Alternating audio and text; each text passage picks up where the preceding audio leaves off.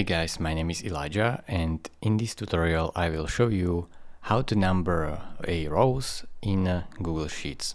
So this is very simple. First, select the first cell where you want to start your numbering, type equals row, then give it a brackets and insert into your brackets the row, the cell that you want to start it with. So in my case, it will be this one because A1. We want to start numbering from 1.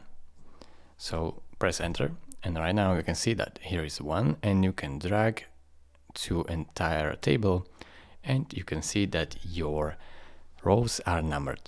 Thank you very much for watching. If this video was helpful to you, consider subscribing and liking this video, and I will see you in the next tutorial. Bye bye.